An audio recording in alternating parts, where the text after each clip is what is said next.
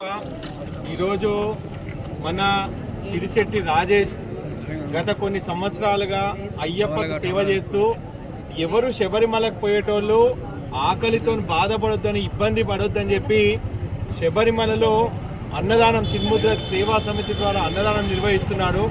అనుకోని పరిస్థితుల్లో యాక్సిడెంట్లో వారు చనిపోవడం నిజంగా అందరి గుండె కూడా తరుక్కుపోతుంది.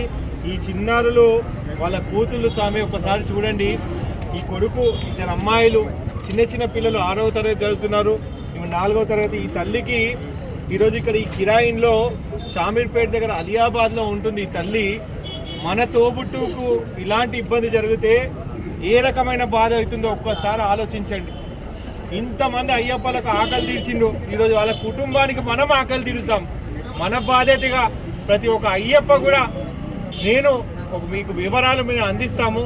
ఈ కుటుంబానికి మనము ఎలాగైతే రాజేష్ అందరి దగ్గర ప్రతి ఒక్కరి దగ్గర తీసుకొని ఈ చిన్ముద్ర సేవ నడిపిస్తున్నారో ఇది కూడా ఒక అయ్యప్ప ప్రసాదంగా ఆ కుటుంబానికి మనం ఇద్దాం. ఎవరు కూడా అన్యదా భావించొద్దు. ఇది అడుక్కోవడం కాదు, ఆ కుటుంబానికి మనతోనైనా ఒక చిరు సాయం. మన కుటుంబ పరిస్థితి ఏ విధమవుతుందో తెలియదు. ఈ చిన్న పిల్లల ముఖం చూసి మన ప్రతి ఒక్క అయ్యప్ప కూడా ఈ కుటుంబానికి ఈ తల్లికి చేయూతనిద్దాం.